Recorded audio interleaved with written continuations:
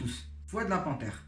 J'espère que vous allez bien. Et ben moi ça va à merveille et je vous en remercie. Bienvenue dans ma nouvelle vidéo, dans mon nouveau débriefing. Sujet intitulé du film Terminator Dark Fate. Avant de vous présenter le film, nous allons revenir aux suites qui ont succédé les deux premiers volets de la saga Terminator, de Terminator 1 et de Terminator 2, le jugement dernier.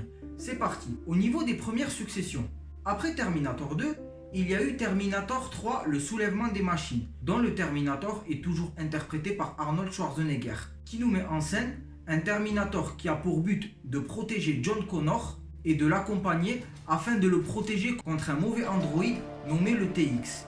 Au niveau de ce film, il y a eu quand même un manque d'originalité, car quand le Terminator apparaît, il fait la même chose que dans le 2, dans le début du film, sauf qu'il rentre pas en action dans le bar, c'est plutôt dans une boîte de nuit. Surtout c'est que le droïde ennemi, qui est le TX, a pratiquement les mêmes pouvoirs que le T-1000, qui est l'antagoniste principal dans Terminator 2. Il peut prendre les formes de toutes les personnes qui touchent. La seule chose qui est innovante dans ce film, c'est que John Connor a grandi. De plus, le TX est un robot enveloppé sous un corps féminin. Mais sinon après, au niveau de l'action et des effets spéciaux et du scénario, je dirais que ça passe. Et ça peut être digne d'une suite de Terminator 2. Ensuite, passons à la série. Terminator, les chroniques de Sarah Connor. Je vous mens pas, j'ai vu peu d'épisodes et j'ai pas trop accroché. Les avis sont partagés. Certains vont dire que c'est une série dérivée et dans un autre avis, ils disent que les événements se passent entre Terminator 2 et Terminator 3. Les raisons pour lesquelles j'ai pas accroché l'absence de Arnold Schwarzenegger dans cette série. Bon après, c'est pas la même réalisation et c'est pas la même production. Passons à Terminator Renaissance, ou Terminator Salvation comme vous préférez. L'histoire nous met en scène où c'est carrément dans le futur où se déroule la guerre entre les hommes et les machines, où John Connor est interprété par Christian Bale. Bien sûr, la même chose que la série Terminator les chroniques de Sarah Connor.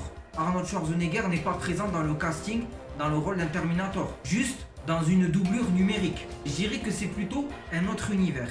Et pour terminer, Terminator Genesis. Ah celui-là. Hello, Calories. It is nice to meet you.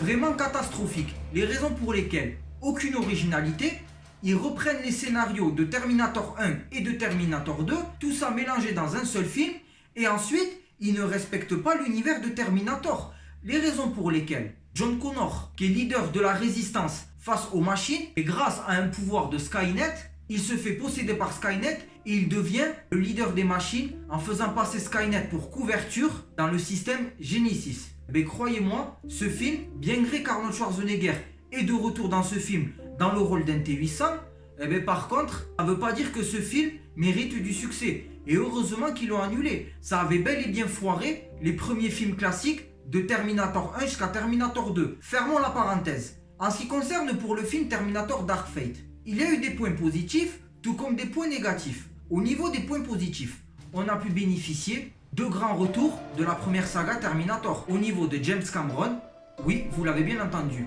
Par contre, pas au niveau de la réalisation, au niveau de la production et le retour de Linda Hamilton dans le rôle de Sarah Connor. Et je vais vous expliquer les raisons pour lesquelles ils ont fait leur grand retour dans ce nouveau film Terminator. James Cameron qui avait constaté que le soulèvement des machines, Terminator Renaissance et surtout Terminator Genesis, dont il a été absent dans cette saga, il était très déçu de ses précédents films et de la série Les Chroniques de Sarah Connor. Il décida de produire ce film et de réécrire le scénario de Terminator Dark Fate. Et au niveau du retour de Sarah Connor, pourtant dans Terminator 3, ils avaient évoqué que Sarah Connor était morte et cette annonce a été révélée par le Terminator qui a été en charge de protéger John Connor. Au niveau des castings, on a pu quand même bénéficier, comme le retour d'Arnold Schwarzenegger dans le rôle du Terminator T-800, le retour de Linda Hamilton dans le rôle d'une Sarah Connor aussi déterminée et soif de vengeance face aux machines, Gabriel Luna, connu pour avoir interprété le rôle de Ghost Rider dans la série Marvel Les Agents du Shield, dont malheureusement la série en projet qui a été annulée. Il y a de quoi être de plus en plus triste. C'est pas le sujet. Gabriel Luna qui joue dans le rôle dans l'antagoniste du film, le Terminator Rev 9. Niveau de l'action, des effets spéciaux, bénéficier d'une Sarah Connor qui a la rage et l'obsession de traquer les machines venues de ce futur, et surtout au niveau de l'antagoniste, on a pu avoir un ennemi innovant au niveau de ses pouvoirs cybernétiques. Malgré il y a un petit copier-coller du T-1000 qui prend toutes les formes de tout ce qu'il touche, mais l'avantage, il peut se multiplier.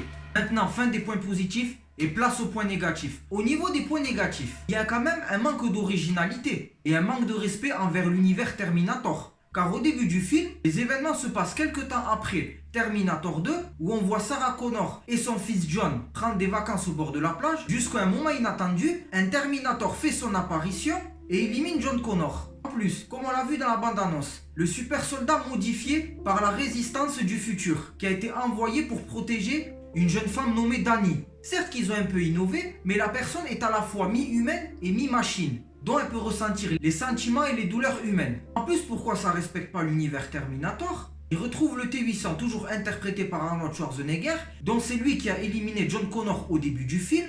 Certes que Sarah Connor est déterminée à vouloir se venger, mais par contre, Grace et Dani empêchent Sarah Connor de vouloir éliminer ce Terminator. Les raisons pour lesquelles, pour s'unir afin d'éliminer le Terminator Rev 9 qui traque Dani. Parce que dans ce film, ils disent que Dani sera leader de la résistance humaine face aux machines.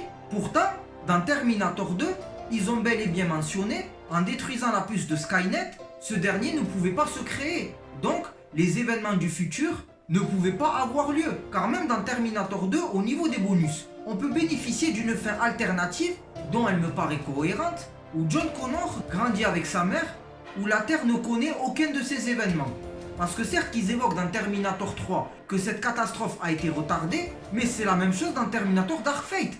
C'est pour ça que je vous dis que ce film manque beaucoup d'originalité. Même John Connor se fait voler la vedette. Un Terminator sans John Connor, c'est vraiment catastrophique.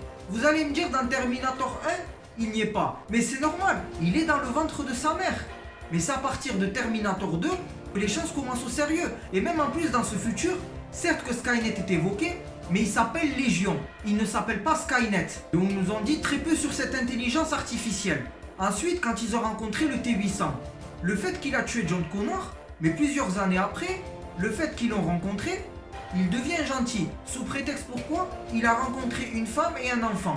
Mais où va-t-on avec ce manque de réalisme? Un Terminator qui est programmé pour tuer ne ressent pas des émotions ou des sentiments.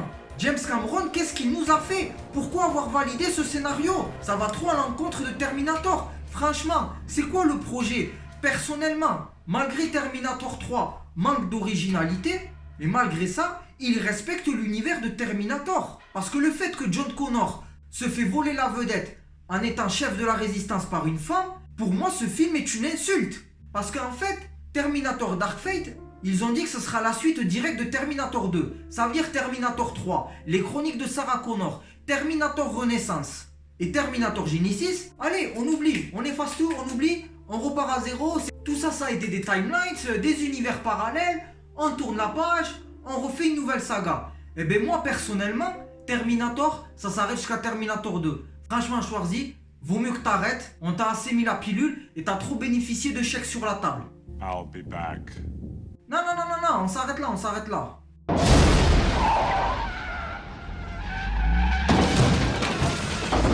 Et bien ça, c'est ce que j'appelle foncer droit au mur.